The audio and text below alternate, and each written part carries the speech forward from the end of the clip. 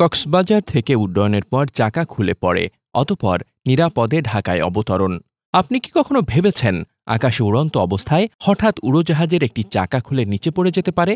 আজ কক্সবাজার থেকে ঢাকাগামী একটি যাত্রীবাহী ফ্লাইটে এমনই এক ভয়ঙ্কর অভিজ্ঞতা হয়েছে, কিন্তু সবাই সহি সালামতে কোনো রকম ক্ষয়ক্ষতি ছাড়াই ফিরে এসেছে, শুধুমাত্র দক্ষ পাইলট, জরুরি প্রতিক্রিয়া আর সময়োচিত সিদ্ধান্তের কারণে। আজ আমরা জানব সেই ভয়াবহ ঘটনা শুরু থেকে শেষ এবং ভবিষ্যতের জন্য কি শিক্ষা নেওয়া উচিত।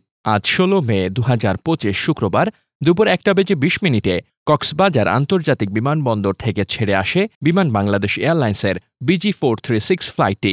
এটি একটি -8400 মডেলের উড়োজাহাজ, যেখানে ৭১ জন যাত্রী ছিলেন। তাদের মধ্যে শিশু, বৃদ্ধ সব বয়সী মানুষ ছিল। উড়োজাহাজটি আকাশে ওঠার কয়েক মিনিটের মধ্যেই ঘটে এক অপ্রত্যাশিত বিপর্যয়। পেছনের একটি চাকা খুলে নিচে পড়ে যায়।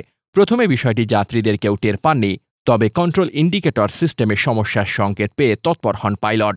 তিনি সঙ্গে সঙ্গেই ঢাকার এয়ার ট্রাফিক কন্ট্রোল ইউনিটে বার্তা পাঠান জরুরি অবতরণের অনুরোধ জানিয়ে। এটিসি বার্তা পাওয়ার পর শাহজালাল আন্তর্জাতিক বিমানবন্দরে তৈরি করা হয় সর্বোচ্চ জরুরি অবস্থা। অবতরণের জন্য রানওয়ে প্রস্তুত করা হয়, পাশে রাখা হয় ফায়ার সার্ভিস ও অ্যাম্বুলেন্স ইউনিট। সময় তখন প্রতিটি সেকেন্ডে হিসেব করা হচ্ছে। বেলা ২টা বেজে ২০ মিনিট। ১.৫ ঘণ্টা রুদ্ধশ্বাস অপেক্ষার পর ঢাকার শাহজালাল আন্তর্জাতিক বিমানবন্দরে সফলভাবে জরুরি অবতরণ করে BG436 ফ্লাইটটি।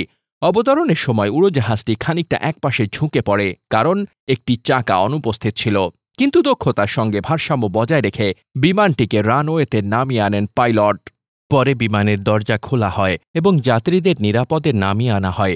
কারো তেমন শারীরিক ক্ষতি হয়নি, তবে মানসিকভাবে অনেকেই ছিলেন আতঙ্কিত। কয়েকজন যাত্রী জানান, তারা জীবনে প্রথমবার ভয় পেয়েছেন যে হয়তো আর বাড়ি ফেরা হবে না।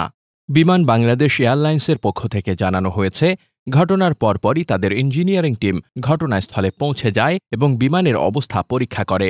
এখন প্রশ্ন হচ্ছে, একটি বিমানের চাকা কিভাবে উড়ন্ত অবস্থায় খুলে পড়তে পারে? -8400 মডেলের উড়োজাহাজে সাধারণত ৬টি চাকা থাকে, পেছনে ২টি করে দুই পাশে এবং সামনে ২টি।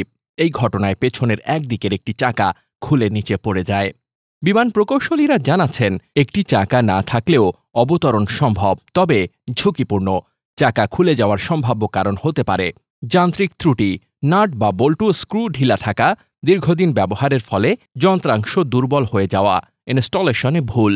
এছাড়াও প্রতিটি ফ্লাইটের আগে প্রি ফ্লাইট চেক করা হয়, যেখানে চাকা ও ল্যান্ডিং গিয়ার পরীক্ষা করা হয়। তাহলে সেই চেকের সময় কিভাবে এই ত্রুটি ধরা পড়েনি? এই প্রশ্ন এখন তদন্তকারীদের সামনে। বিমান বাংলাদেশ এয়ারলাইন্স জানিয়েছে, তারা পুরো ঘটনায় একটি পূর্ণাঙ্গ তদন্ত শুরু করেছে এবং প্রয়োজনে ওই মডেলের সকল উড়োজাহাজ পুনরায় পরীক্ষা করা হবে। বিশ্বজুড়ে এমন ঘটনা নতুন নয়। ২০০৮ সালে কানাডায় একটি কিউবেক ফ্লাইট উড্ডয়নের সময় পেছনের ২টি চাকা খুলে যায়, কিন্তু পাইলট কৌশলে সফলভাবে অবতরণ করেন।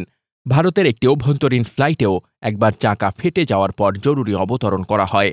বাংলাদেশে অতীতে কিছু যান্ত্রিক ত্রুটির কারণে বিমানের ফ্লাইট বাতিল কিংবা মাঝপথে ফিরে আসার ঘটনা ঘটেছে। তবে চাকা খুলে পড়া এই প্রথম। এসব ঘটনা থেকে বোঝা যায়, যে কোনো সময় যে কোনো দুর্যোগ আসতে পারে, তবে নিরাপত্তা প্রোটোকল এবং পাইলটদের প্রশিক্ষণ থাকলে বড় দুর্ঘটনা এড়ানো সম্ভব।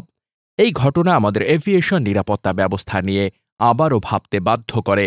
নিয়মিত রক্ষণাবেক্ষণ, দক্ষ প্রযুক্তিবিদ, উন্নত চেকিং ব্যবস্থা ছাড়া যাত্রী নিরাপত্তা নিশ্চিত করা কঠিন। বিমান বাংলাদেশ এয়ারলাইন্স জানিয়েছে, ভবিষ্যতে যেন এমন না ঘটে সেজন্য তারা আন্তর্জাতিক মান অনুযায়ী সকল উড়োজাহাজ পরীক্ষা করবে এবং প্রয়োজনে আধুনিক যন্ত্রাংশ সংযোজন করবে। এই ঘটনা থেকে আমাদের শিক্ষা নেওয়া আছে অনেক কিছু। তড়িৎ সিদ্ধান্ত, সময়মতো প্রতিক্রিয়া এবং পেশাদারিত্বের গুরুত্ব। ৭১টি প্রাণ নিরাপদে ফিরে এসেছে, কিন্তু এটা ছিল এক অল্পের ওপর দাঁড়িয়ে থাকা ভয়ঙ্কর এক মুহূর্ত। বিমান দুর্ঘটনা কেবল প্রযুক্তিগত বিষয় নয়, এটি মানুষের সাহস, সিদ্ধান্ত আর সময়ানুবর্তিতার এক পরীক্ষা। কক্সবাজার থেকে ঢাকায় ফিরে আসা BG436 ছিল সেই পরীক্ষায় উত্তীর্ণ এক ফ্লাইট। আমরা আশা করি এমন পরিস্থিতি আর কারো জীবনকে ঝুঁকিতে না ফেলে। এই প্রতিবেদন ভালো লাগলে লাইক দিন, শেয়ার করুন এবং সাবস্ক্রাইব করতে ভুলবেন না। নিরাপদে থাকুন, সচেতন থাকুন।